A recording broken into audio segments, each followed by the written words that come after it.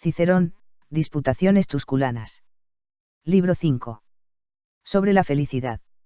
Este quinto día, Bruto, pondrá fin a las conversaciones mantenidas en Túsculo, día en el que hemos tratado del tema de tu mayor agrado. En realidad, ateniéndome al libro que escribiste para mí con tanto cuidado, así como a las muchas conversaciones que hemos mantenido, yo he llegado a tener plena conciencia de que sientes predilección por la tesis de que la virtud es en sí misma autosuficiente para una vida feliz. Y aunque esta es una tesis difícil de demostrar debido a los golpes tan variados y frecuentes de la fortuna, es, no obstante, de una trascendencia tal que se impone hacer un esfuerzo para que se la acepte con más facilidad. En realidad, de todas las cuestiones de las que se ocupa la filosofía no hay ninguna que se tenga por más importante y más sublime. En efecto, dado que ese fue el motivo que impulsó a quienes se dedicaron por primera vez al estudio de la filosofía a dar de lado a todo y a entregarse en cuerpo y alma a la búsqueda de la condición de la vida mejor, no cabe ninguna duda de que, por la esperanza de alcanzar una vida feliz, ellos pusieron en ese empeño tanto cuidado y esfuerzo. Pero si ellos han descubierto y llevado a su perfección el concepto de virtud y si en la virtud se encuentra una ayuda suficiente para la vida feliz, ¿quién puede haber que no considere excelente tanto el que ellos hayan fundado la actividad filosófica como el que nosotros la hayamos continuado? Sí, por el contrario, la virtud, sujeta a los avatares variados e inciertos, es la sirviente de la fortuna y no tiene fuerzas suficientes para protegerse por sí misma. Temo que, respecto de la esperanza de una vida feliz, debemos, al parecer, no tanto basarnos en la confianza de la virtud, cuanto hacer votos a los dioses. Por mi parte, cuando yo mismo me paro a pensar en las vicisitudes en las que la fortuna me ha golpeado con violencia, a veces comienzo a perder la confianza en esa tesis y a temer la debilidad y la fragilidad del género humano. Lo que temo en realidad es que la naturaleza, por el hecho de habernos dado cuerpos débiles y haberles añadido enfermedades incurables y dolores insoportables, nos haya dado también unas almas, que no solo comparten los dolores de los cuerpos, sino que también se hallan implicadas, consideradas aisladamente, en las angustias y las fatigas que les son propias. Pero yo me reprocho a mí mismo por el hecho de que el juicio que yo emito sobre la fuerza de la virtud se basa en la debilidad de los otros y quizá en la mía, no en la virtud misma. De hecho, la virtud, si es que ella existe, duda que tu tío, Bruto, ha echado por tierra, tiene bajo su dominio todos los avatares que al hombre le pueden acontecer y, al no tenerlos en cuenta, desprecia las vicisitudes humanas y, libre de todo reproche, piensa que nada excepto ella misma le atañe. Nosotros, por el contrario, magnificando, sea con el miedo todas las adversidades que se nos pueden presentar, sea con la tristeza las presentes, preferimos echar la culpa a la naturaleza, en lugar de a nuestros errores. Mas la corrección de este fallo, así como la de todos nuestros otros errores y faltas, debe buscarse en la filosofía. Al haberme impulsado a mí, desde los primeros años de mi vida, mi voluntad y mi celo a echarme en su regazo, ahora, en mis gravísimos infortunios presentes, golpeado por una violenta tempestad, he buscado refugio en el mismo puerto del que yo había zarpado. Oh filosofía, guía de la vida, indagadora de la virtud y desterradora de los vicios. Sin ti, ¿qué habríamos podido ser, no solo nosotros, sino también la vida humana en general? Tú has engendrado las ciudades, tú has llamado a los hombres dispersos a una comunidad de vida, tú los has unido, en primer lugar, compartiendo una vivienda, luego, mediante el matrimonio, a continuación, mediante la comunión de la escritura y el lenguaje, tú has sido la inventora de las leyes, tú has sido la maestra de la moralidad y el orden, en ti buscamos refugio, a ti pedimos ayuda, a ti nos entregamos ahora, del mismo modo que antes en gran parte, en cuerpo y alma. Un solo día bien vivido y acorde con tus preceptos es preferible a una inmortalidad sumida en el error. ¿A qué otra ayuda mejor que a la tuya podemos recurrir, tú que nos has regalado la tranquilidad de la vida y nos has suprimido el terror de la muerte? Y, a pesar de ello, la filosofía dista tanto de ser alabada en consonancia con los servicios que presta a la vida humana que, además de ser dada de lado por muchos incluso es vituperada. ¿Puede alguien atreverse a vituperar a la madre de la vida y a mancillarse con un parricidio semejante y llegar en su ingratitud a un grado tal de impiedad que le permita acusar a la que debería venerar, aun en el caso de que no fuese capaz de comprenderla? Pero, en mi opinión, este error y esta neblina se derrama sobre las almas de los ignorantes porque ellos no son capaces de retrotraer tanto su mirada en el tiempo y porque ellos no consideran que los filósofos han sido los primeros a quienes los hombres deben una organización de la vida. Aunque nosotros vemos que la filosofía es un hecho antiquísimo, reconocemos, no obstante, que su nombre es reciente. Porque ¿quién puede negar que la sabiduría no solo es antigua en sí, sino que también es su nombre? Ella se ganaba este bellísimo nombre entre los antiguos por su conocimiento de las cosas divinas y humanas, especialmente por su conocimiento de los principios y las causas de todas las cosas. Así, si nos atenemos a la tradición, están aquellos famosos 7 sabios, que por los griegos eran considerados y llamados Opoi y por nosotros sapientes y muchos siglos antes Licurgo, en cuya época vivió también Homero antes de la fundación de nuestra ciudad, y ya en los tiempos heroicos hemos oído de Ulises y Néstor que fueron sabios y tenidos por tales. Ciertamente la tradición no habría hablado de que Atlantex sostiene el cielo ni de que Prometeo lo está encadenado al Cáucaso, ni de que Cefeo está situado entre las estrellas con su esposa, su yerno y su hija, si su conocimiento divino de las cosas celestes no hubiera transferido sus nombres al error del mito. A continuación, todos aquellos que bajo su guía se dedicaban con pasión a la contemplación de la naturaleza eran considerados y llamados sabios y este título se extendió hasta el tiempo de Pitágoras, del cual, según Heraclides Póntico, discípulo de Platón, hombre de gran cultura, se cuenta que llegó a Fliunte, donde trató con erudición y elocuencia de algunas cuestiones con León, príncipe de los Fliasios. Admirado León de su talento y de sus palabras, le preguntó en qué arte confiaba por encima de todo, a lo que respondió que no conocía ningún arte en particular, sino que él era un filósofo.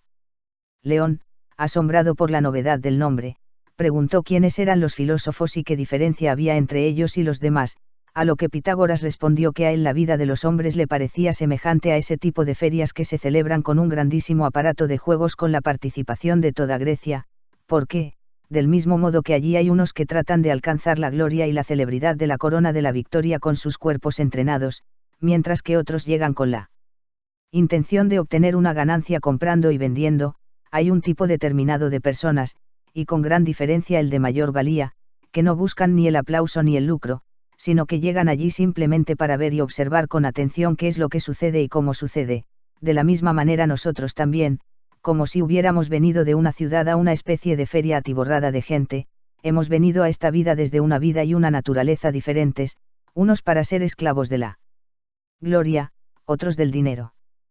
Pero hay unos pocos que, sin tener en consideración todo lo demás, se dedican con pasión a examinar la naturaleza de la realidad, y ellos son los que se llaman a sí mismos amantes de la sabiduría, que es lo que significa filósofos y, del mismo modo que en la feria el comportamiento más noble es limitarse a contemplar sin buscar nada para sí, así también en la vida la contemplación y el conocimiento de la realidad son actividades que superan con mucho a todas las demás. Mas Pitágoras no se limitó a ser el inventor del término, sino que también amplió los contenidos mismos de la filosofía. Cuando él llegó a Italia, después de esta conversación en Fliunte, bien como particular o como hombre público, con las instituciones y las artes más sobresalientes contribuyó al ornato de la llamada Magna Grecia. Quizá habrá otra ocasión para hablar sobre su doctrina.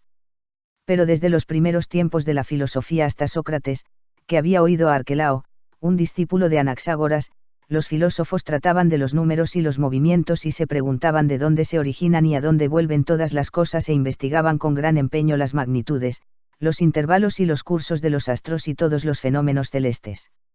Sócrates fue el primero que hizo descender la filosofía del cielo, la colocó en las ciudades, la introdujo también en las casas y la obligó a ocuparse de la vida y de las costumbres, del bien y del mal. Su variado método de discusión, la diversidad de los temas y la grandeza de su talento, inmortalizados por el recuerdo y los escritos de Platón, dieron origen a muchas escuelas filosóficas que disentían entre sí, de las cuales yo me he atenido sobre todo al método, que en mi opinión era el que practicaba Sócrates, que consiste en suspender nuestra opinión propia, en liberar a los demás del error y en buscar en toda discusión lo que es lo más verosímil. Y, puesto que esta es la costumbre a la que se ha atenido Cameades con grandísima agudeza y elocuencia, también he intentado yo, no solo en otras muchas ocasiones, sino también recientemente en Túsculo, adaptar nuestras discusiones a esta costumbre. Yo te he enviado a ti en los libros anteriores el texto escrito de nuestras conversaciones de los 4 primeros días, el 5.º día, después de sentamos en el mismo lugar, se ha propuesto tratar del tema siguiente, no me parece que la virtud sea suficiente para vivir felices. Pero mi amigo Bruto, por Hércules, piensa que sí, y yo, con tu permiso, prefiero con mucho su juicio al tuyo. No tengo la menor duda, y ahora no se trata de ver cuán grande es el afecto que le profesas, sino de ver el valor de la opinión que yo he expuesto, cuestión de la que deseo que tú discutas. Lo que tú quieres decir en realidad es que la virtud no es suficiente para vivir felices. Sí, eso es lo que quiero decir. ¿Cómo? Hay en la virtud un apoyo suficiente para vivir recta, honesta y loablemente, en una palabra, para vivir bien. Suficiente, sin duda. Puedes decir, por lo tanto, que no es infeliz quien vive mal, o que no vive feliz, como tú admites, quien vive bien. ¿Por qué no? En realidad incluso en medio de las torturas es posible vivir recta, honesta y loablemente y, por ello, bien, con tal de que tú comprendas qué es lo que yo entiendo por, bien. Lo entiendo en el sentido de vivir con firmeza, con dignidad, con sabiduría y con valentía. Cualidades como estas también pueden hacerle frente al potro de tortura, mientras que la vida feliz no aspira a él. ¿Pero cómo? La vida feliz, te pregunto, es la única que se queda fuera de la puerta y el umbral de la cárcel, mientras que la firmeza, la valentía, la sabiduría y las restantes virtudes son arrastradas a la tortura y no rechazan ni el suplicio ni el dolor. Si tú quieres obtener un resultado, es necesario que busques argumentos nuevos, los que acabas de esgrimir no me causan el menor efecto, no solo porque son trillados, sino sobre todo porque, al igual que ciertos vinos ligeros mezclados con agua pierden su fuerza, del mismo modo estos argumentos de los estoicos son más agradables de probar que de beber. Este coro de virtudes, por ejemplo, colocado sobre el potro de tortura, pone delante de nuestros ojos imágenes de grandísima dignidad, de manera que nos parece que la vida feliz se apresurará a la carrera hacia ellas y no soportará haberlas abandonado, pero si desde esta pintura e imágenes de las virtudes vuelves tu alma a la realidad verdadera, solo queda la pregunta desnuda de si es posible que alguien sea feliz mientras es sometido a tortura. Dirijamos ahora, por ello, nuestra investigación en este sentido.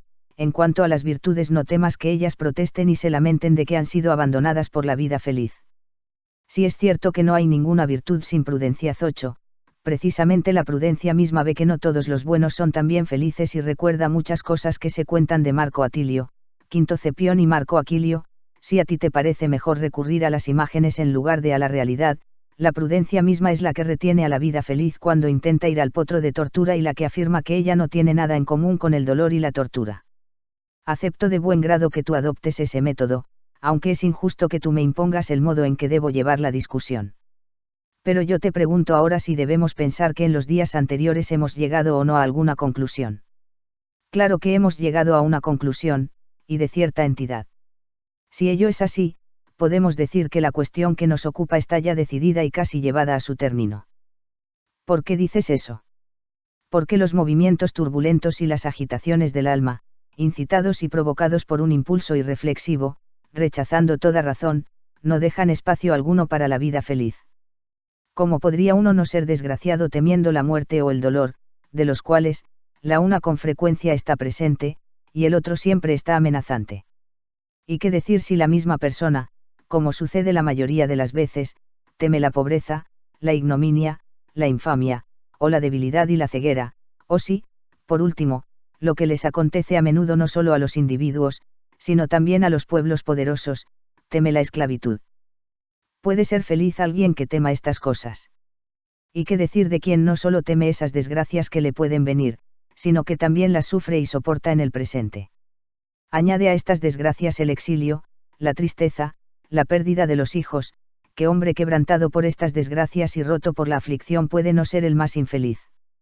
¿Y qué decir del hombre que vemos inflamado y enloquecido por sus deseos, que apetece rabiosamente todo movido por una pasión insaciable, que cuanto con más abundancia se sacia de los placeres de todo tipo tanto más violenta y ardiente es la sed que tiene de ellos? No dirás con razón que es el hombre más desgraciado. ¿Y qué decir del que se entusiasma por su ligereza, se deja exultar por una alegría vana y arrastrar por ella sin motivo alguno? No es tanto más desgraciado cuanto más feliz se cree. Por ello, del mismo modo que estos son infelices, así también, por el contrario, son felices aquellos a los que ningún miedo atemoriza, ninguna aflicción consume, ningún deseo les excita, ninguna alegría fuerte y desbordante les reblandece en lánguidos placeres. Del mismo modo que la tranquilidad del mar se percibe cuando ni el más mínimo soplo de viento mueve su superficie, así también la condición quieta y sosegada del alma se percibe cuando no hay perturbación alguna que pueda agitarla. Sí, además, existe un hombre que considera soportables la violencia de la fortuna y todos los avatares humanos que a cada uno le pueden acontecer, sin permitir que de ello le sobrevenga ni temor ni angustia y, si ese mismo hombre no siente deseo alguno ni se exalta por ningún placer vano del alma, ¿qué razón puede haber para que no sea feliz?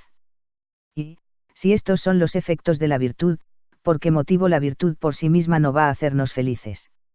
No se puede negar indudablemente que quienes no tienen miedo de nada, no se angustian por nada, no desean nada, ni se dejan arrastrar por ninguna alegría incontrolable, son felices, y esto te lo concedo.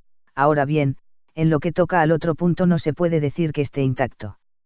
En las discusiones anteriores, de hecho, se ha llegado a la conclusión de que el sabio está libre de toda perturbación del alma. 1 Santiago indudablemente el caso está cerrado, da la impresión en realidad de que nuestra investigación ha llegado a su fin. Casi diría que sí. Así es, pero este es el método que siguen los matemáticos, no los filósofos. Porque cuando los geómetras quieren demostrar algo, dan por admitido y demostrado todo lo probado con anterioridad que atañe a la cuestión y desarrollan solo aquello de lo que no se ha escrito nada antes. Los filósofos, por el contrario, cualquiera que sea la cuestión que tienen entre sus manos, acumulan todo lo que atañe a la misma, aunque lo hayan tratado ya en otro lugar. Si no fuera así, ¿por qué un estoico ofrecería tantas respuestas cuando se le pregunta si la virtud es suficiente para alcanzar la felicidad? A él le bastaría con responder que ya ha demostrado antes que nada a excepción del bien moral es bueno y que, una vez probado esto, se llega a la conclusión de que la vida feliz tiene bastante con la virtud y de que, si esto se sigue de aquello, también aquello se sigue de esto, de modo que, si la vida feliz tiene suficiente con la virtud, nada que no sea el bien moral es bueno. Pero ese no es el modo en que ellos proceden, como lo demuestra el hecho de que hay 2 libros independientes que tratan del bien moral y del sumo bien y, aunque en ellos se llega a la conclusión de que la virtud tiene una fuerza suficiente para procurar la felicidad, no por ello dejan de tratar por separado esta cuestión. Cada tema debe ser tratado en realidad, sobre todo si es tan importante, con los argumentos y las indicaciones que le son propios. No vayas a pensar que en la filosofía se ha pronunciado alguna vez una voz más clara o que hay alguna promesa de la filosofía más fecunda y más importante. ¿Qué es lo que promete? Buen Dios. Que ella garantizará a quien haya obedecido sus leyes estar siempre armado contra la fortuna, tener en sí mismo toda la ayuda para alcanzar una vida buena y feliz, en una palabra, ser siempre feliz.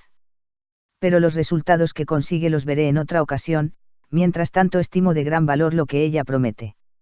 Jerje, a pesar de estar colmado con todos los favores y los dones de la fortuna, no contento con su caballería, con su infantería, con su flota numerosa, ni con su cantidad inmensa de oro, propuso una recompensa para quien descubriera un placer nuevo, pero ni siquiera ese placer le satisfizo, porque el deseo no hallará nunca un límite. Yo querría, por el contrario, poder atraer mediante una recompensa al hombre que me aportara un argumento para creer con más fuerza en esta verdad. También yo lo desearía, pero tengo una pequeña cuestión que plantearte. Estoy de acuerdo en que las 2 tesis que tú planteas son consecuencia una de la otra, de manera que, del mismo modo que si se admite que el bien moral es el sumo bien, de ello se sigue que la vida feliz se logra con la virtud, así también, si la vida feliz consiste en la virtud, no hay ningún bien excepto la virtud. Mas tu amigo Bruto, apoyándose en la autoridad de Aristo y Antíoco N, ¿o es de esa opinión? Él piensa exactamente lo mismo, aunque admite que existe algún bien fuera de la virtud. ¿Cómo? ¿Tú piensas que voy a refutar a Bruto? Tú haz lo que te plazca, a mí no me corresponde predeterminar lo que hay que hacer. En otro lugar trataremos de la coherencia de la posición de cada uno. Sobre este punto es cierto que yo he estado con frecuencia en desacuerdo con Antíoco y recientemente con Aristo, cuando en mi condición de general en jefe yo era su huésped en su casa de Atenas. A mí no me parecía en realidad que uno pudiera ser feliz cuando se encuentra entre males. Ahora bien, el sabio puede encontrarse entre males, si se admite que existen males del cuerpo o de la fortuna.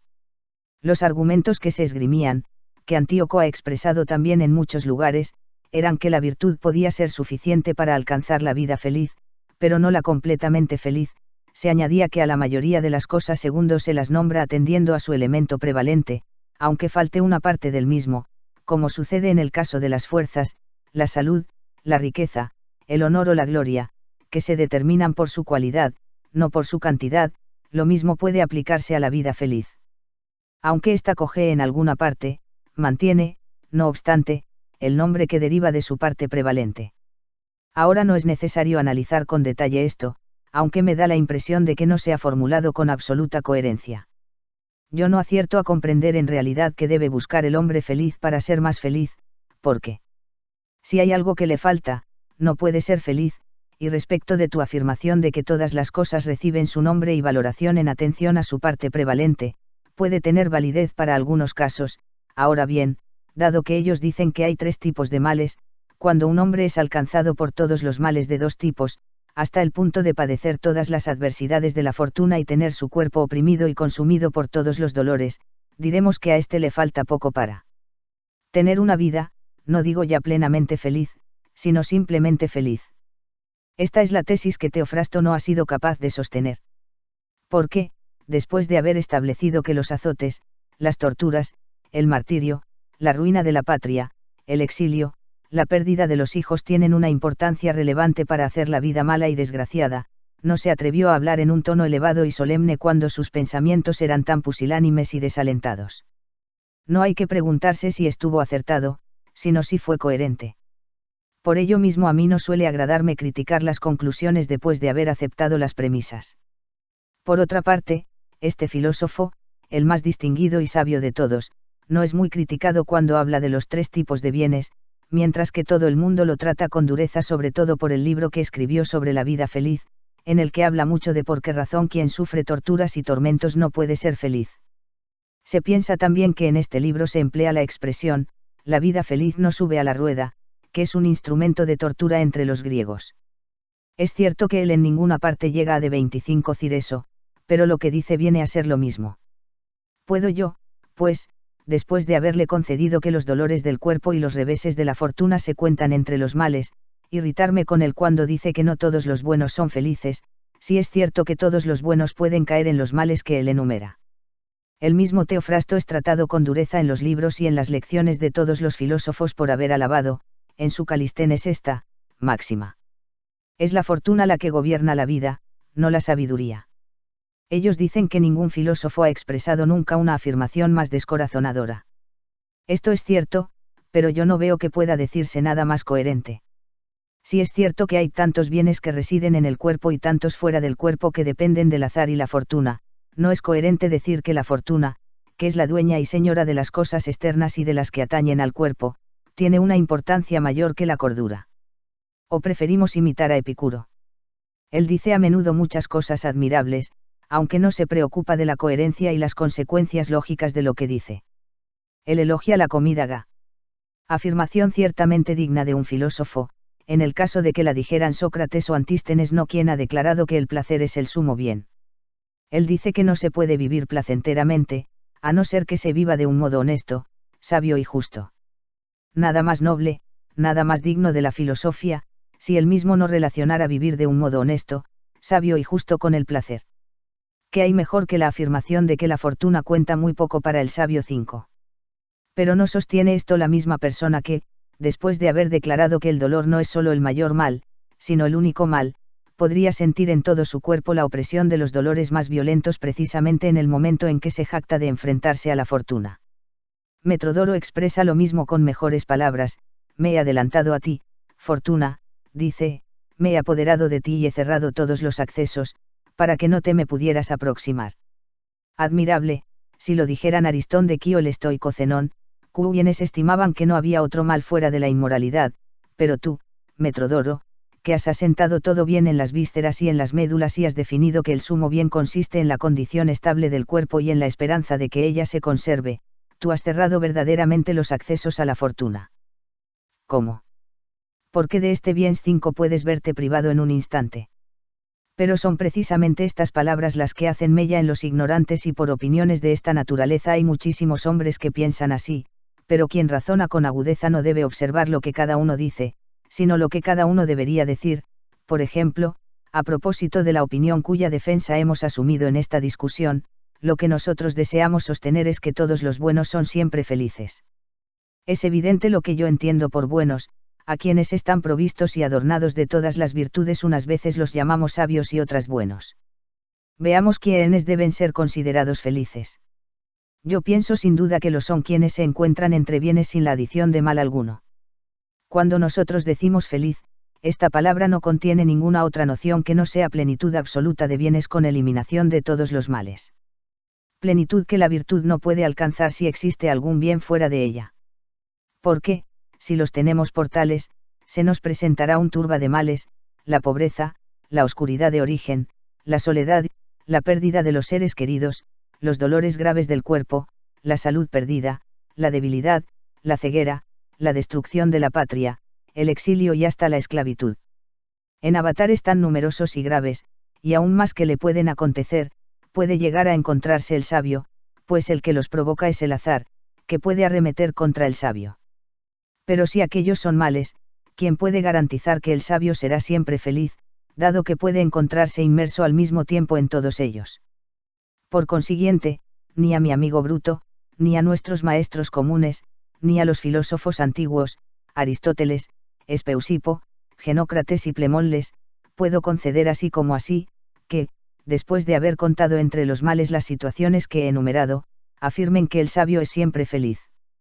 Y si a ellos les deleita ese título, insigne y magnífico, de sabio, muy digno de Pitágoras, Sócrates y Platón, que induzcan a su alma a despreciar las cosas que le seducen con su esplendor, la fuerza, la salud, la belleza, la riqueza, los honores, el poder y a no tener en consideración alguna sus contrarias, entonces podrán declarar con voz clarísima que ellos no se dejan aterrorizar ni por los golpes de la fortuna ni por la opinión de la masa ni por el dolor ni por la pobreza, que todas las cosas dependen de ellos mismos y que no hay nada de lo que ellos consideran bienes que esté fuera de su poder.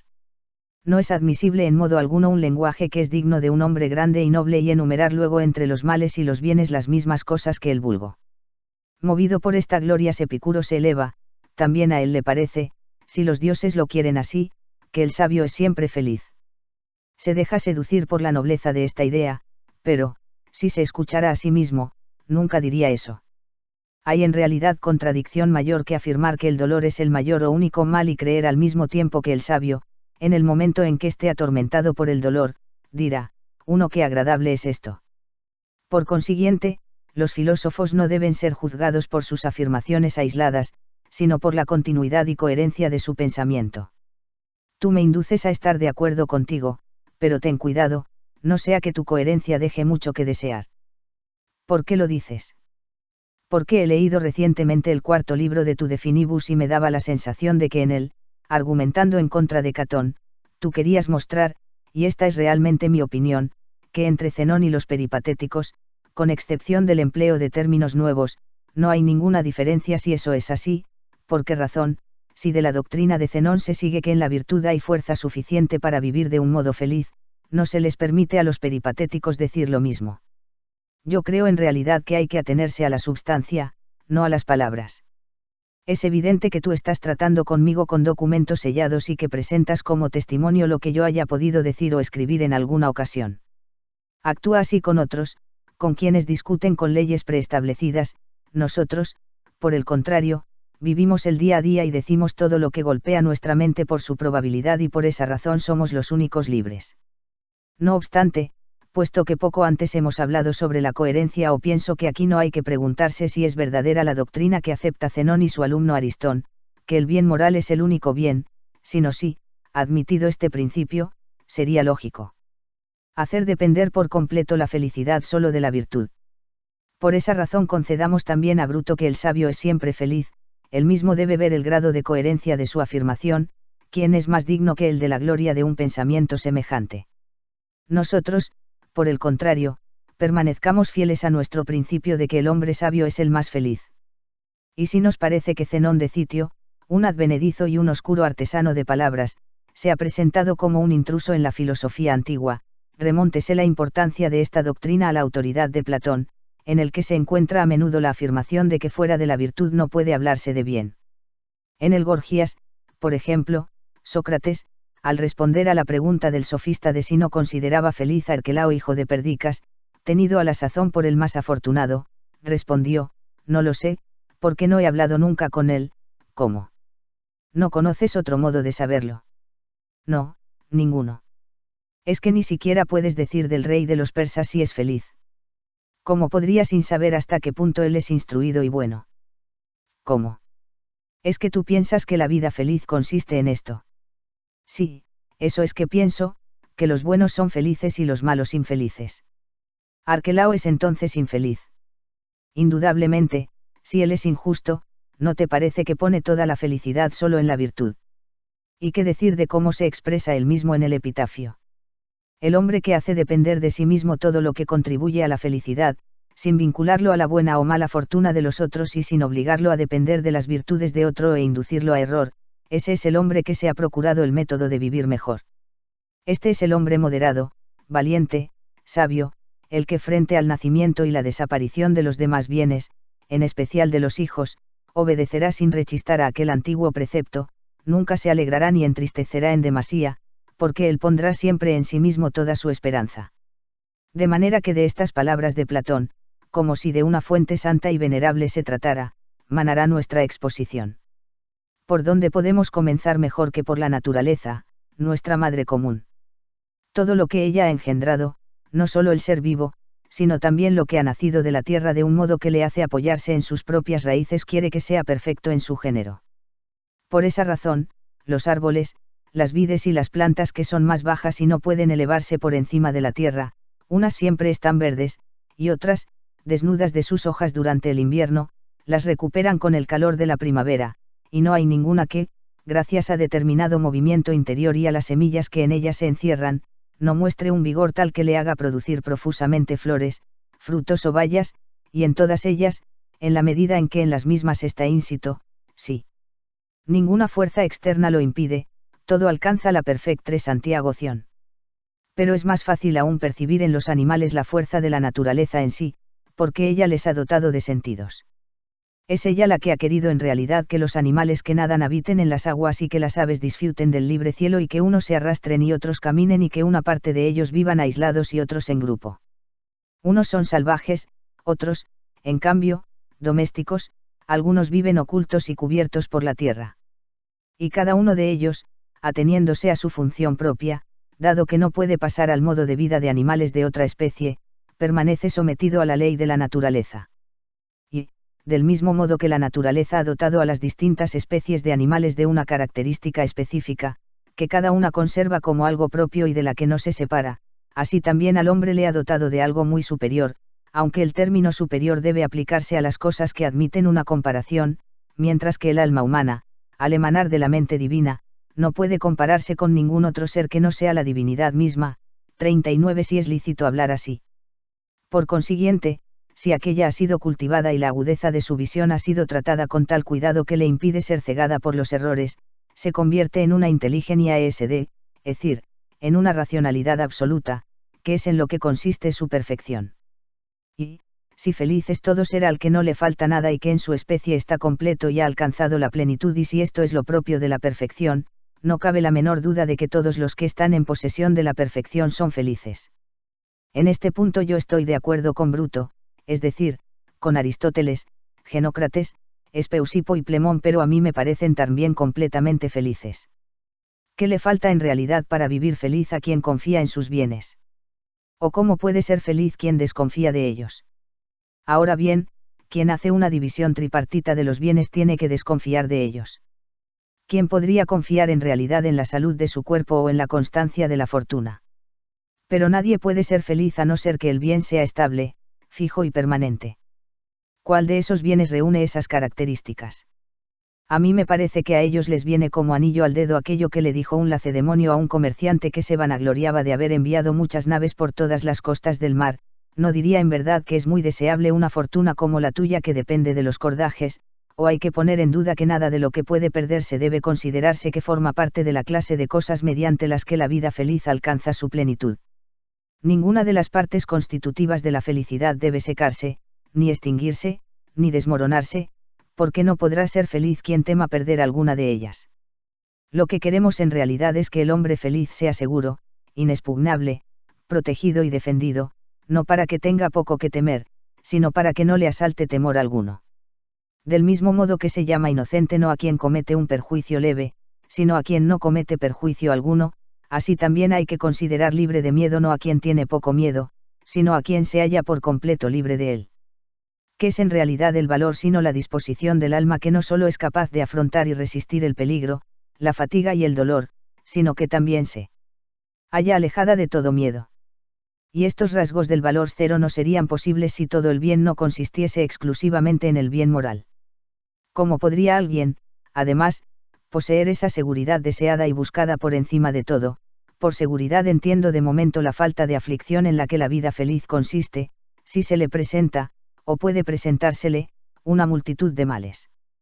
¿Cómo podrá, además, tener altura de miras y altanería y tener en poco todos los avatares que al hombre le pueden acontecer, como queremos que sea el sabio, si no considera que todas las cosas dependen de mismo?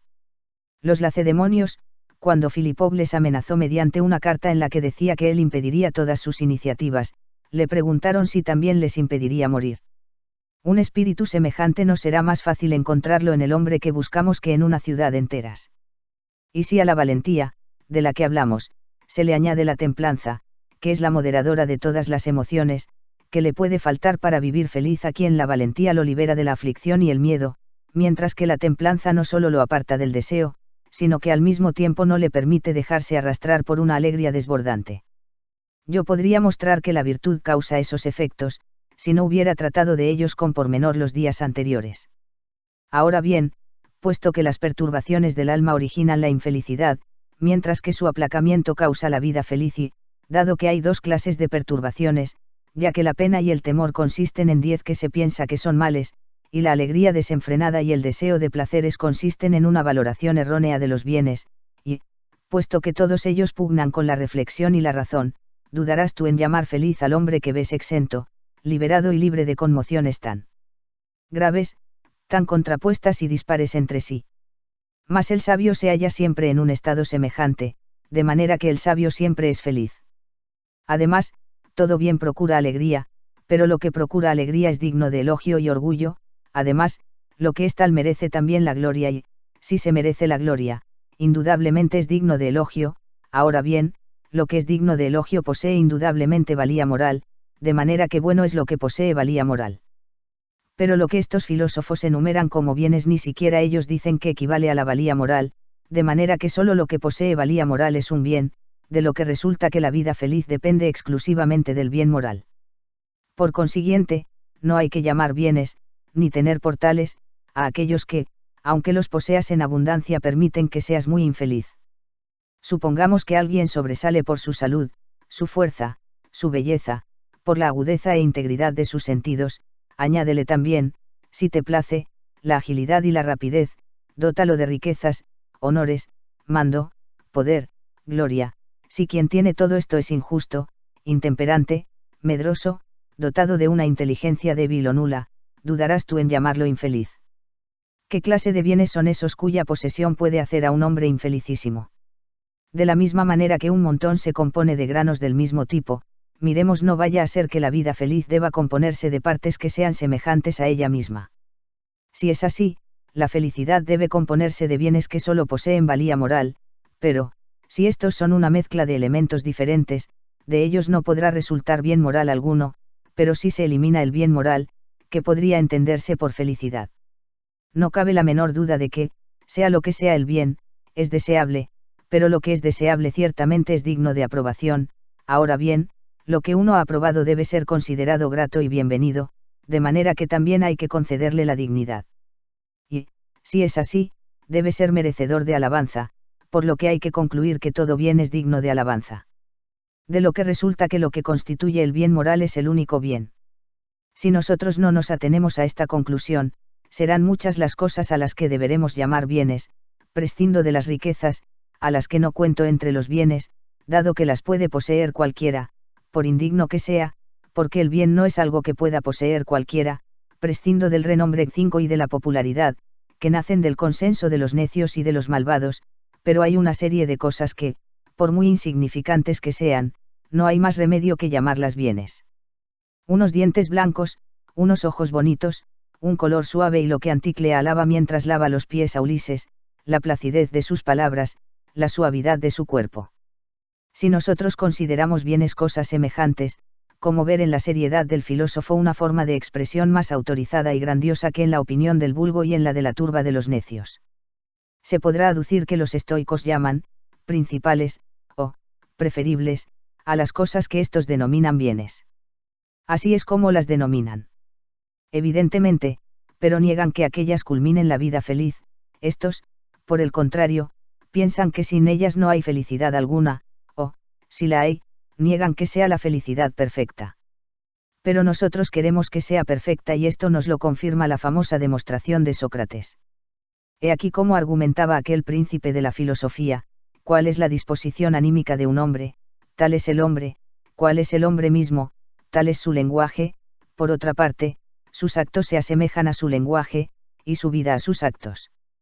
Mas la disposición de ánimo de un hombre bueno merece el elogio, de manera que la vida de un hombre bueno merece el elogio y, por consiguiente, posee el bien moral, puesto que es merecedora de elogio. De lo anterior se llega a la conclusión de que la vida de los buenos es feliz. Pongo por testigos a los dioses y a los hombres, no ha quedado suficientemente claro por nuestras discusiones de los días anteriores, o es que hemos hablado por puro deleite o por pasar el rato, que el sabio está siempre libre de toda agitación del alma, que yo denomino perturbación, y que en su alma reina siempre la paz más serena. Es que un hombre templado, constante, sin miedo, sin aflicción, sin alegría desbordante alguna, sin deseo, no es feliz. Pero el sabio se halla siempre en una situación semejante, luego siempre es feliz. Más aún, ¿cómo puede un hombre bueno no poner en relación todo lo que hace y piensa con lo que es digno de elogio? Mas él lo relaciona todo con la vida feliz, de manera que la vida feliz merece el elogio. Ahora bien, nada carente de virtud es digno de elogio, de manera que la vida feliz se consigue con la virtud. A esta conclusión se llega también del modo siguiente: ni en la vida infeliz, ni en la que no es ni infeliz ni feliz, hay nada digno de elogio o de gloria.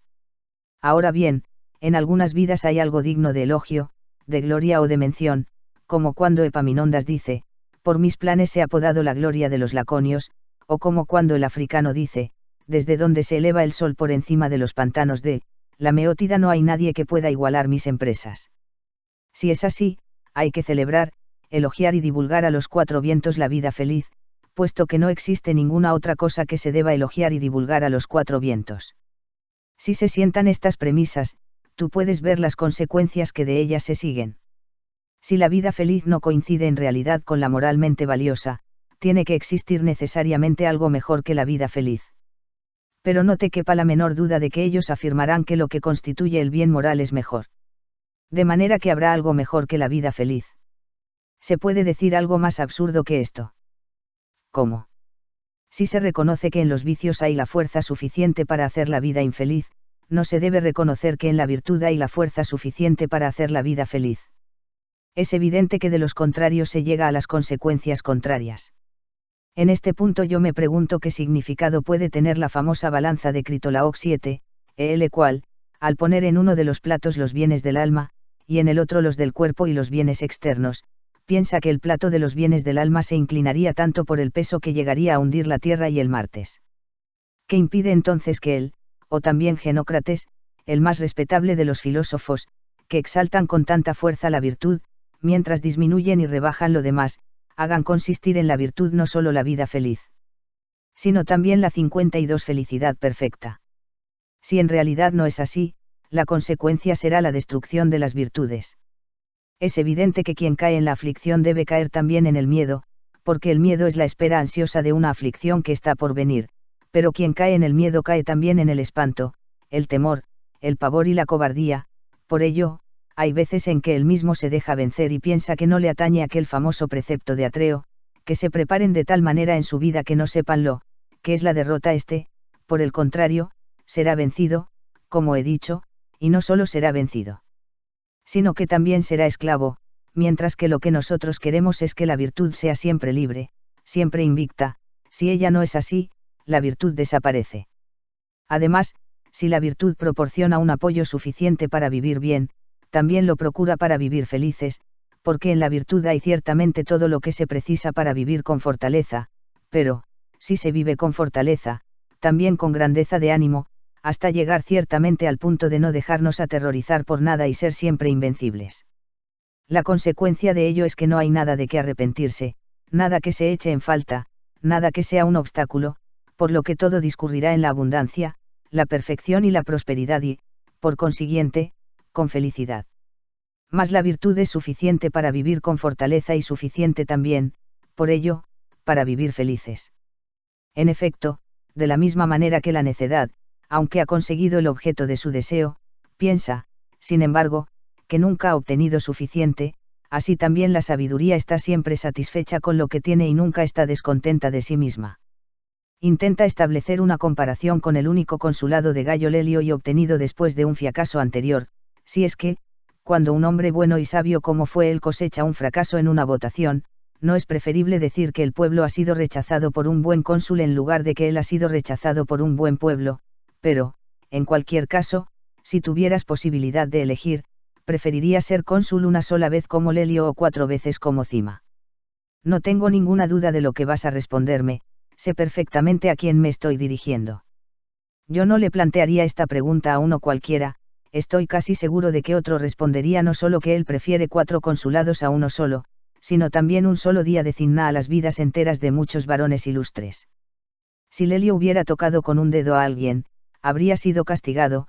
Cinna, por el contrario, mandó decapitar a su colega, el cónsul Gneo Octaviolo V y a Publio Craso y Lucio César, hombres nobilísimos, cuyo valor en la paz y en la guerra era conocido, a Marco Antonio, el hombre más elocuente que yo he escuchado, a Gayo César, que ha sido, en mi opinión, un modelo de humanidad, de inteligencia, de dulzura y de gracia. Puede ser feliz quien ha matado a estos hombres. Al contrario, a mí me parece infeliz, no solo por haber cometido esas acciones, sino también porque él se ha comportado de una manera que le ha permitido cometerlas, aunque a nadie le está permitido cometer una falta, pero nosotros incurrimos en ese error de expresión, en realidad empleamos, permitir, para indicar lo que a cada uno le es posible 56 hacer. Para concluir, fue más feliz Gayo Mario en el momento de compartir la gloria de la victoria contra los cimbrios con su colega Cátulo, casi un segundo Lelio, porque lo considero muy semejante a él, o cuando, vencedor en la guerra civil, respondió airado a los allegados de Cátulo que le suplicaban, no una vez, sino varias veces, muera. O 6. En este caso fue más feliz quien obedeció esta exigencia abominable o 7 que el que dio una orden tan criminal. Porque no solo es preferible sufrir injusticia a cometerlas, y no que también es mejor salir un poco antes al encuentro de la muerte que ya está cerca, como hizo Cátulo, que oscurecer, como hizo Mario, con el asesinato de un hombre semejante, sus 6 años de consulado y mancillar los últimos años de su vida. Durante 38 años Dionisio fue tirano de Siracusa, después de haberse hecho cargo del poder a los 25 años. Y de qué belleza dotó a la ciudad y de qué riquezas a los ciudadanos a quienes él tuvo sometidos a la esclavitud. No obstante, basándonos en la autoridad de los autores fiables que han escrito sobre este hombre, él fue en su modo de vida de una sobriedad extrema y un hombre enérgico y diligente en la gestión de sus asuntos, pero también de una naturaleza malvada e injusta. Por ello, todos los que son capaces de discernir bien la verdad tienen que considerarlo infelicísimo. Hasta cuando pensaba que él lo podía todo, en realidad era incapaz de conseguir lo que deseaba aunque él había nacido de buenos padres y de un linaje respetable, si bien los testimonios discrepan al respecto aunque tenía muchos amigos de su edad y buenas relaciones con sus parientes, aunque tenía además, a la usanza griega, unos cuantos muchachos ligados a él por amor, él no confiaba en ninguno de ellos, sino que encomendaba la custodia de su persona a unos esclavos que había elegido de las familias de los ricos, a los que él mismo había quitado el título de esclavos, y a algunos forasteros y a bárbaros feroces. De ese modo, por su deseo injusto de poder, se había encerrado, por así decirlo, a sí mismo en una cárcel. Para no confiar su cuello a un barbero, llegó hasta el extremo de enseñar a sus propias hijas a afeitarlo. Así, desempeñando un oficio vil y servil, las hijas del rey, como barberillas, rasuraban la barba y el cabello de su padre. Pero también a ellas mismas, cuando se hicieron adultas, les quitó el hierro y decidió que le quemaran la barba y el cabello con cáscaras de nuez candente. Tenía 2 esposas, Anstómaca, conciudadana suya, y Dóride, de Locros. De noche se presentaba ante ellas después de haber examinado y escrutado todo y, habiendo rodeado él su dormitorio con un ancho foso y habiéndole acoplado para poderlo atravesar un puentecito de madera, él mismo, después de haber cerrado la puerta de su dormitorio, lo retiraba. Y, como no se atrevía a situarse en la tribuna pública, acostumbraba a pronunciar sus discursos desde lo alto de una torre. Una vez que él deseaba jugar a la pelota, juego que practicaba con entusiasmo, y se quitó la túnica, se cuenta que confió su espada al muchachito que amaba. Al decir entonces un familiar en broma, a este por lo menos le confías tu vida, y sonreír el muchacho, ordenó matar a los 2, al primero, porque había indicado el modo de asesinado, al segundo, porque había aprobado con su sonrisa sus palabras. Y esa acción le causó un dolor tal que no soportó en su vida nada más penoso, porque había matado a quien él había amado con pasión. Tal es la manera en que se desgarran en direcciones contrarias los deseos de quienes no se dominan. Si se sigue uno, hay que resistir el otro. Como quiera que sea, el tirano mismo emitió un juicio sobre lo feliz que era. En una ocasión en que uno de sus aduladores, Damocles, le mencionaba en una conversación sus riquezas, su poder, la grandeza de sus dominios, la abundancia de sus posesiones, la magnificencia de sus moradas regias, y le decía que no había existido nunca nadie más feliz que él, entonces él le respondió: ¿quieres tú, Damocles, puesto que te agrada tanto esta vida, gustarla tú mismo y probar mi fortuna? Habiendo respondido el que lo deseaba, ordenó que lo pusieran en un lecho de oro, cubierto con un tapiz muy bellamente tejido, recamado con motivos artísticos magníficos, e hizo que le prepararan varias mesas con vajillas de plata y oro cincelado. Luego mandó que situaran junto a su mesa esclavos escogidos de extraordinaria belleza, dispuestos a servirle diligentemente al advertir la menor señal suya. Había allí perfumes y coronas, se quemaban sustancias aromáticas, las mesas estaban repletas de las viandas más exquisitas. Damocles se creía un hombre afortunado. En medio de todo este aparato, Dionisio hizo descender del techo una espada resplandeciente, que estaba sujeta por una crin de caballo, de manera que pendiese sobre el cuello de este hombre feliz. A consecuencia de ello, él no miraba a los bellos sirvientes, ni a la platería artística, ni extendía su mano sobre la mesa, las coronas mismas le resbalaban ya de su cabeza y acabó por suplicar al tirano que le permitiera irse, porque ya no quería ser feliz. ¿No te parece que Dionisio ha mostrado con claridad suficiente que no puede haber felicidad para el hombre que se haya amenazado siempre por algún terror? A él no le quedaba ni siquiera la posibilidad de regresar al camino de la justicia, de restituir a los ciudadanos su libertad y sus derechos. En realidad él, desde muchacho, en la edad en que no se reflexiona, se había dejado enredar en los errores y había cometido tales acciones que, ni aunque hubiera comenzado a recuperar el juicio, le habría sido posible salvarse. Ahora bien, cuánto deseaba él las amistades, cuya infidelidad temía, lo puso de manifiesto en el caso de los 2 famosos pitagóricos. A uno de ellos lo había aceptado como garante de la condena a muerte de su compañero y, al haberse presentado el condenado a la hora establecida para la muerte, para liberar a su garante, dijo: ojalá pudiera unirme yo a vosotros como tercer amigo. Qué triste era para él carecer del trato con los amigos, de la relación social, de la posibilidad de mantener una conversación plenamente familiar, sobre todo para un hombre como él, educado e instruido desde la infancia en las artes liberales y muy entusiasta de la música.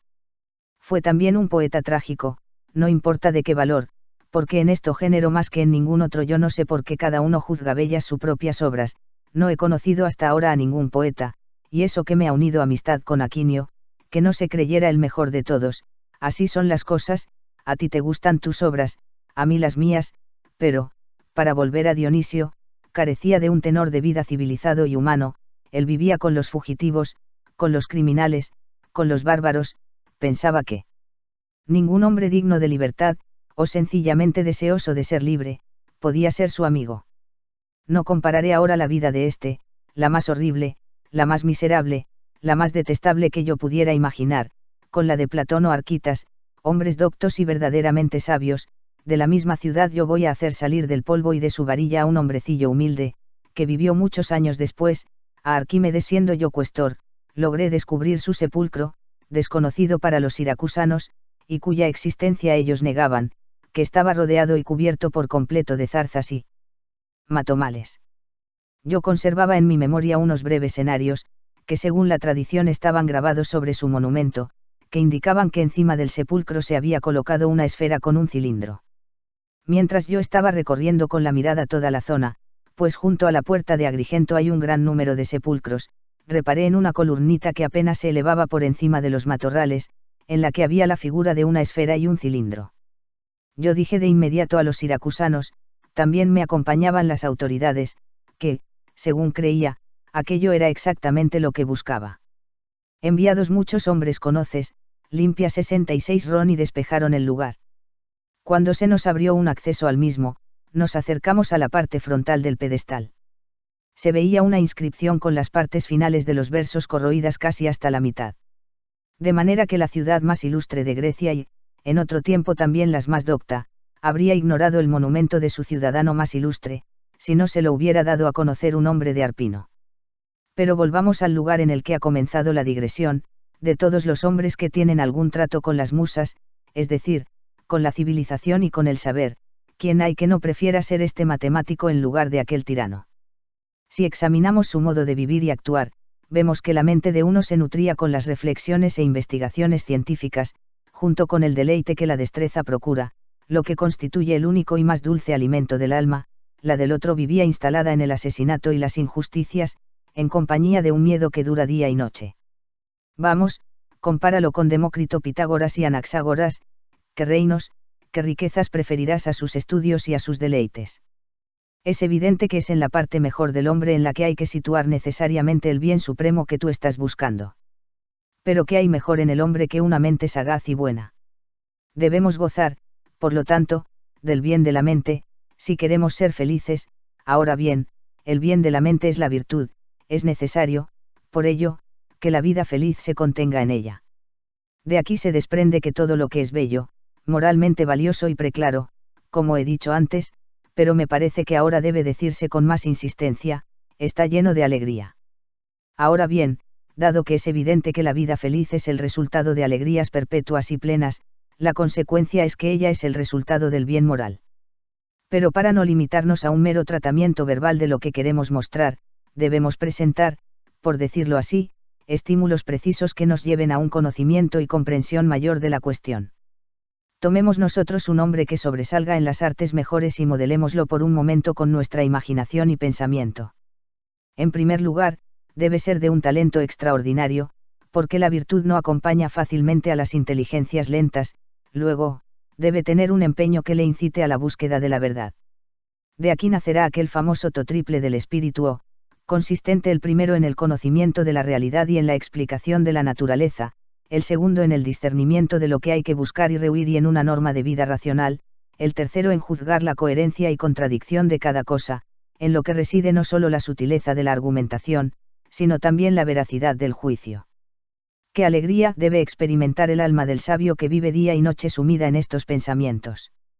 Cuando haya contemplado, por ejemplo, los movimientos y las revoluciones de todo el universo y haya visto que las estrellas innumerables fijas en el cielo concuerdan con el movimiento del universo, porque están fijas a sedes precisas, mientras que las otras 7 conservan cada una sus órbitas, muy distantes entre sí por su posición alta o baja, cuyos movimientos errantes determinan, sin embargo, las trayectorias fijas y regulares de sus órbitas.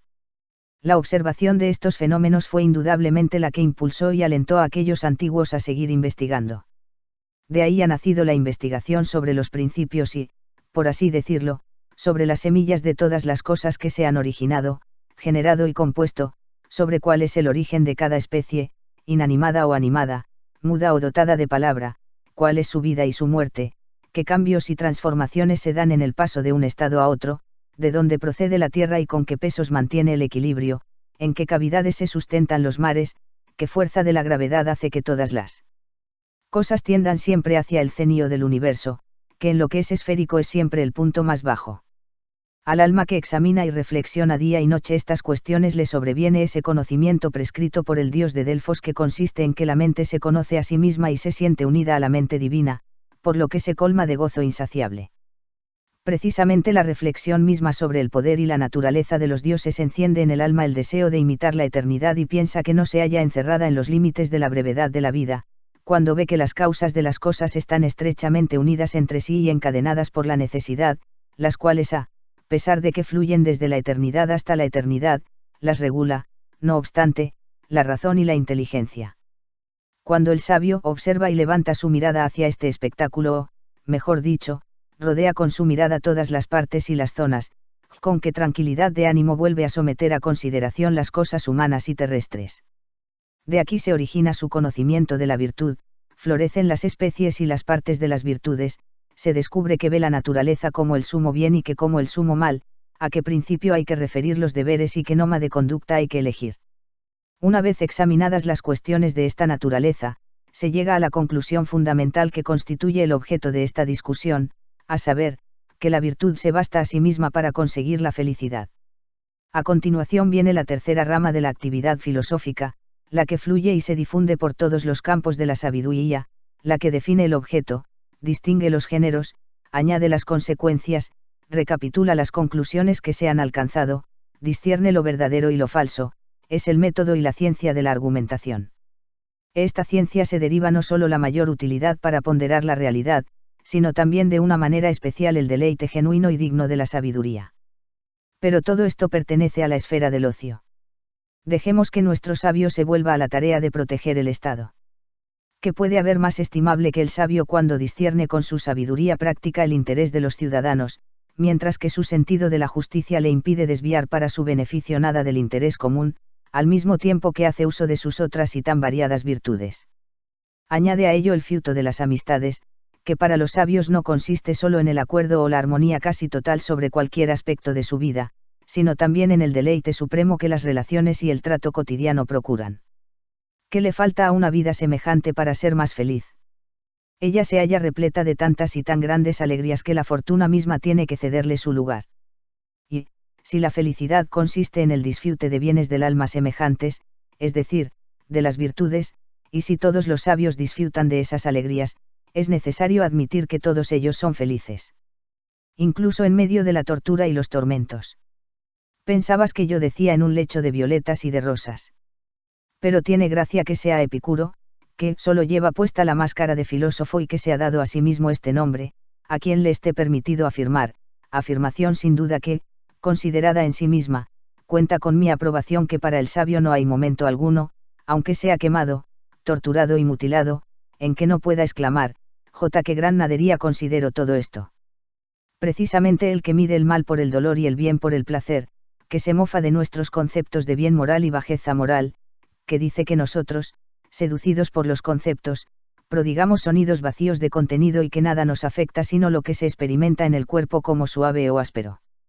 Es que a este hombre, cuyo juicio, como he dicho, no difiere mucho del de las bestias, se le va a permitir olvidarse de sí mismo y despreciar la fortuna, precisamente cuando él pone todo bien y todo mal en manos de la fortuna, y va a poder decir que él es feliz en medio de la tortura y los tormentos más extremos, aunque él ha establecido que el dolor no es solo el mayor mal, sino el único mal. Pero es que tampoco se ha procurado él los remedios para soportar el dolor, como la firmeza del ánimo, la vergüenza que la bajeza moral produce, el ejercicio y el hábito en el soportar, los preceptos de la fortaleza, la dureza viril, sino que dice que para hallar la paz le basta con el recuerdo de los placeres pasados, como si uno que está sofocado, al no conseguir soportar fácilmente la violencia del calor, quisiera recordar que él, en una ocasión, en mi finca de Arpino había estado rodeado por cursos de agua fría y yo no veo de qué modo los placeres pasados pueden calmar los males presentes. Pero si quien dice que el sabio es siempre feliz es una persona que, si quisiera ser coherente consigo mismo, no debería decir algo semejante, que deberían hacer aquellos que piensan que no debe buscarse ni contarse entre los bienes nada que se halle privado del bien moral. Que los peripatéticos y los filósofos de la Academia Antigua, en lo que de mí depende, dejen ya de balbucir y que se atrevan a decir abierta y claramente que la felicidad descenderá hasta el toro de Falaris. Admitamos, en efecto, que hay 3 clases de bienes, para que pueda yo escapar de los lazos de los estoicos, de los que me doy cuenta que me he servido más de lo que acostumbro. Admitamos, pues, que existen aquellas clases de bienes, con tal de que los bienes del cuerpo y los externos permanezcan pegados a la tierra y se les llame bienes solo porque ellos son preferibles 5 a otros, pero dejando que los bienes divinos se extiendan en todas direcciones y alcancen el cielo, y bien, ¿por qué? Voy a limitarme a llamar feliz, y no plenamente feliz, a quien los ha conseguido. Ahora bien, el sabio temerá el dolor. Él es en realidad el mayor obstáculo de esta teoría. Porque contra la muerte, la nuestra y la de nuestros seres queridos, y contra la aflicción y las restantes perturbaciones del alma, tengo la impresión de que, por nuestras conversaciones de los días anteriores, estamos suficientemente armados y preparados. Parece que el dolor es el adversario más encarnizado de la virtud, él es el que lanza sus dardos ardientes, el que amenaza con debilitar la fortaleza, la grandeza de ánimo, la capacidad de sufrimiento. La virtud, por lo tanto, sucumbirá ante él, la vida feliz del hombre sabio y firme se retirará ante él. ¡Qué vergüenza, dioses buenos! Los muchachos espartanos, aun destrozados por el dolor de los latigazos, no dejan escapar un gemido. Yo mismo he visto en la cedemonia grupos de muchachos luchando con empeño increíble con los puños, con las manos, y hasta a mordiscos, porque ellos preferían morir antes que darse por vencidos. ¿Qué país extranjero es más desierto y salvaje que la India? En ese pueblo, sin embargo, quienes son tenidos por sabios viven desnudos y soportan las nieves y el rigor invernal del Cáucaso sin sentir dolor y, cuando se arrojan al fuego, se dejan quemar sin exhalar un gemido. En cuanto a las mujeres de la India, cuando se les muere su marido, rivalizan entre sí para que se emita un juicio sobre a cuál de ellas ha amado más el marido, porque cada hombre suele tener varias esposas, la que resulta vencedora, feliz y acompañada de los suyos, es colocada sobre la pira junto con su marido, mientras que la vencida se aleja de allí triste. La costumbre nunca podría vencer a la naturaleza, que es siempre invencible, pero lo que sucede es que nosotros hemos inficionado nuestra alma con los lugares umbríos, con los deleites, con el ocio, con la indolencia, con la desidia y, después de haberla derretido con las opiniones y los malos usos, la hemos debilitado. ¿Quién no conoce las costumbres de los egipcios? Sus mentes, imbuidas como están de errores depravados, sufrirían cualquier tortura antes que lastimar a un ibis, a un áspide, a un gato, a un perro, o a un cocodrilo y, aunque hayan hecho algo semejante inconscientemente, no rehusarán sufrir ningún castigo. Yo estoy hablando de hombres. Pero es que las bestias no soportan el frío, el hambre, las carreras y las caminatas por los montes y los bosques. No luchan por sus crías hasta el punto de dejarse herir, sin temer ni los ataques ni los golpes. Yo no hablo de lo que soportan y sufren los ambiciosos por alcanzar el honor, de los que anhelan el elogio por causa de la gloria, de los que arden de amor por satisfacer su pasión. La vida está llena de ejemplos. Pero pongamos un límite a este discurso y volvamos al 2 Santiago 80. En que se ha iniciado la digresión. La felicidad, como digo, se entregará a los tormentos, y acompañada de la justicia, la templanza y, sobre todo, de la fortaleza, la grandeza de ánimo y la capacidad de sufrimiento, no se detendrá cuando vea el rostro del torturador y, cuando todas las virtudes se encaminen hacia el suplicio sin que el alma experimente terror alguno, ella no se quedará, como he dicho antefuera, de las puertas y del umbral de la prisión 16. ¿Qué hay en realidad más horrible, más espantoso, que el hecho de que la felicidad se quede sola, separada de su bellísimo cortejo? Eso no puede suceder de ninguna manera, porque las virtudes no pueden subsistir sin la felicidad, ni ella sin las virtudes. De manera que las virtudes no dejarán que la felicidad se dé la vuelta y la arrastrarán consigo, cualesquiera que sean el dolor y la tortura a que se las conduce. En realidad es propio del sabio no hacer nada de que se pueda arrepentir, nada en contra de su voluntad, sino actuar siempre con nobleza, constancia, dignidad y valía moral, no esperar nunca nada como si tuviera que suceder con seguridad, no mostrar extrañeza cuando acontece algo que parece inesperado y nuevo, referirlo todo a su propio arbitrio, atenerse a sus propios juicios. Ciertamente no me es posible imaginar que pueda haber una situación más feliz que esta. La conclusión a que llegan los estoicos sin duda es fácil, puesto que ellos sostienen que el sumo bien consiste en adaptarse a la naturaleza y en vivir en conformidad con ella puesto que esto no es solo un deber del sabio, sino que también está a su alcance. La conclusión necesaria es que quien tiene el sumo bien a su alcance tiene también a su alcance la felicidad. De manera que la vida del sabio es siempre feliz. He aquí que yo pienso que puede decirse más rotundamente sobre la felicidad y, en la situación actual de la cuestión, incluso con la mayor veracidad, a no ser que tú tengas algo mejor que aportar.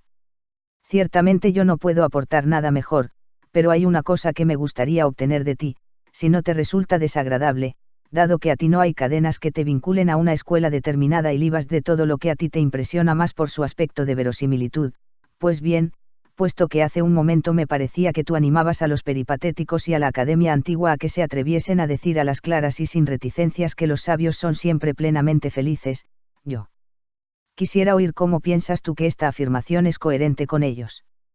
En realidad tú has expuesto muchos argumentos contrarios a esta opinión y has llegado a las conclusiones del modo de razonar de los estoicos. Hagamos uso, pues, de la libertad que solo a nosotros en la filosofía nos está permitida, en el sentido de que las palabras que nosotros decimos no llegan de por sí a ningún juicio, sino que recurrimos a todas las teorías para que los otros puedan juzgar nuestras palabras por sí mismas, sin unirlas a autoridad alguna.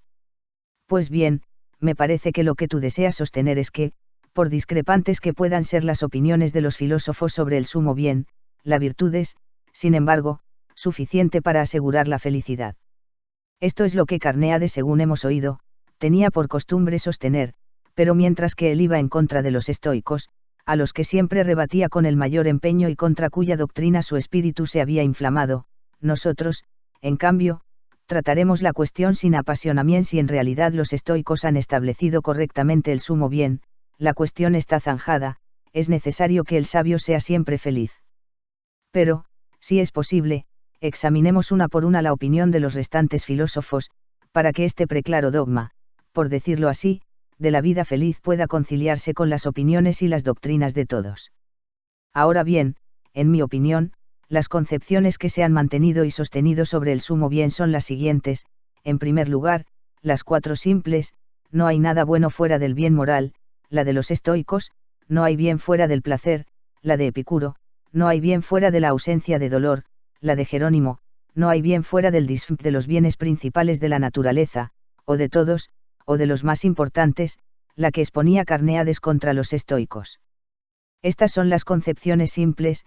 Las mixtas, estas otras: hay 3 clases de bienes, los más elevados son los del alma, a continuación los del cuerpo, y en tercer lugar los externos. Es la teoría de los peripatéticos y casi la de los académicos antiguos. Dinómaco y Califonte han asociado el placer con el bien moral, mientras que el peripatético Diodoro ha unido la ausencia de dolor al bien moral. Estas son las opiniones que gozan de una cierta consistencia, porque las de Aristón, Pirrón, Erilo y algunos otros se han evaporado. Veamos qué es lo que ellos pueden demostrar, dejando ya a los estoicos, cuya opinión creo que he defendido ya suficientemente. La posición de los peripatéticos sin duda también es clara, si se deja a un lado a Teofiasto y a aquellos otros que, siguiendo sus pasos, incurren en la debilidad de sentir terror y miedo ante el dolor. Los demás se permiten hacer lo que hacen casi siempre, es decir, exaltar la grandeza y la dignidad de la virtud.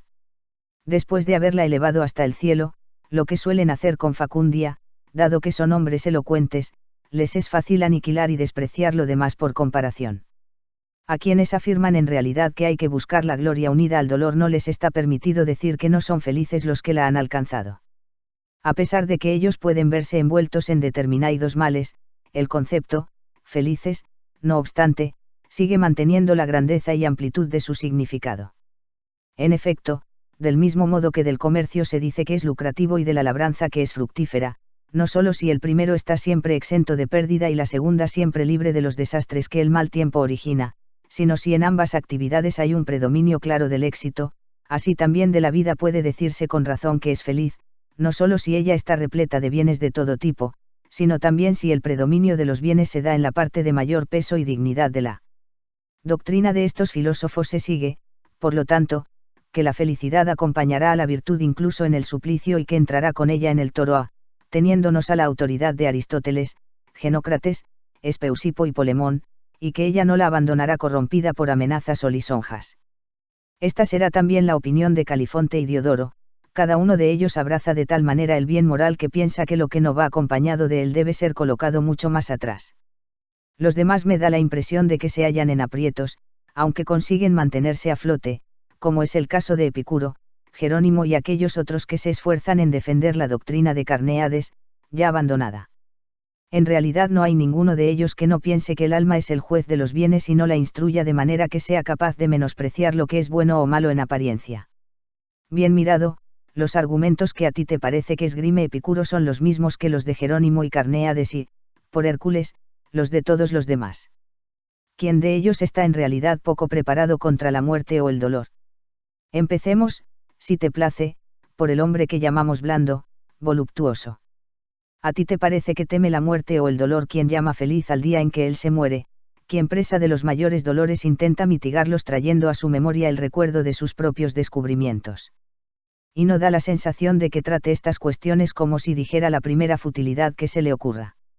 De hecho, lo que él piensa sobre la muerte es que, con la disolución del elemento animado, desaparece la sensibilidad y lo que carece de sensibilidad no nos concierne ya en absoluto. Del mismo modo, respecto del dolor tiene unas ideas definidas que él sigue, porque cuando es intenso lo alivia su brevedad 89 y cuando es duradero su levedad 5. Esos grandilocuentes amigos tuyos LG6 en que son mejores que Epicuro cuando se trata de hacer frente a los dos males que más nos angustian 7. Es que frente a las demás cosas que se consideran males no te parecen suficientemente preparados tanto Epicuro como los demás filósofos. ¿Quién no teme la pobreza? De los filósofos, sin embargo, ninguno. Con qué poco, no obstante, se contenta Epicuro. Nadie ha dicho más cosas sobre la sobriedad del tenor de vida. Si él está alejado en realidad de todo lo que incita a desear el dinero, a fin de que no falten medios para satisfacer el amor, la ambición, los gastos cotidianos, porque va a sentir una gran necesidad de dinero o, mejor dicho, porque le va a preocupar en absoluto. El escita Anacarsis 9 hectáreas ha sido capaz de tener en nada el dinero y nuestros filósofos no van a ser capaces. De él se nos ha transmitido una carta que dice lo siguiente: Anacarsis saluda a Annon. Yo tengo por vestido el manto de los escitas, por calzado el callo de las plantas de mis pies, por lecho la tierra, por condimento el hambre, yo me alimento de leche, queso y carne. Por ello, si quieres venir a mi casa, vas a encontrar a un hombre tranquilo. En cuanto a los regalos con que te complaces, dáselos o a tus conciudadanos o a los dioses inmortales. Casi todos los filósofos de todas las escuelas, a no ser aquellos a los que su naturaleza corrupta ha apartado de la recta razón, habrían podido mostrar un espíritu semejante. Sócrates, al ver que en una procesión se llevaba una gran cantidad de oro y plata, dijo: ¿Cuántas son las cosas que no deseo? Cuando los embajadores de Alejandro le llevaron a Genócrates 50 talentos, suma que en aquellos tiempos, y sobre todo en Atenas, era muy considerable, él les invitó a cenar en la academia y mandó que les sirvieran solo lo necesario, sin ostentación alguna. Cuando al día siguiente le preguntaron a quién debían pagar la cuenta, les respondió: ¿Cómo? ¿Es que la frugal cena de ayer no os ha hecho comprender que yo no tengo necesidad de dinero? Pero, al ver los cariacontecidos, les aceptó 30 minas para no dar la sensación de que despreciaba la generosidad del rey. En cuanto a Diógenes, como cínico que era, cuando Alejandro le rogó que le dijera si necesitaba algo, le respondió con mayor franqueza: por ahora me basta con que te apartes un poquito de la trayectoria del sol. Es evidente que se había puesto delante de él mientras tomaba el sol. Él solía decir en sus conversaciones cuán superior era al rey de los persas en su situación vital, a él no le faltaba nada, mientras que el rey nunca tenía bastante, él no echaba de menos aquellos placeres de los que el rey nunca podía saciarse, mientras que el rey de ningún modo podría conseguir los suyos. Tú sabes, creo, cómo Epicuro ha dividido los deseos, quizá no con demasiada exactitud, pero sí de un modo útil. Los hay, unos que son naturales y necesarios, otros naturales y no necesarios y otros ni naturales ni necesarios. Los necesarios pueden satisfacerse casi con nada, porque las riquezas de la naturaleza están a nuestra disposición. En cuanto a la segunda clase de deseos, él piensa que no es difícil ni procurársela ni privarse de ella. Respecto de los terceros, dado que son completamente vanos y no atañen, no digo ya a la necesidad, sino ni siquiera a la naturaleza, él piensa que deben rechazarse por completo. Sobre este punto los epicúreos tienen muchas discusiones y tienden a minimizar la importancia, tomados de uno en uno, de aquellas clases de placeres que en bloque no rechazan, sino cuya abundancia buscan. De hecho dicen que también los placeres obscenos, de los cuales hablan profusamente, son fáciles de satisfacer, comunes y accesibles a todos, y ellos piensan que, si la naturaleza los reclama, no hay que fijarse en el nacimiento, o en la posición social, o en el rango, sino en la belleza, en la edad o el aspecto, y que no es difícil abstenerse de ellos, si lo exigen la salud, el deber o la reputación y que, en general, esta clase de placeres es deseable, en el caso de que no perjudique, pero que nunca beneficia. Todo lo que él enseña sobre el placer se reduce a lo siguiente: él piensa que siempre hay que desear y buscar el placer por el hecho de ser placer y que, por la misma razón, por el hecho de ser dolor, siempre hay que evitar el dolor. Por ello el sabio deberá mantener una posición equilibrada que le permita evitar el placer, si le ha de causar un dolor mayor.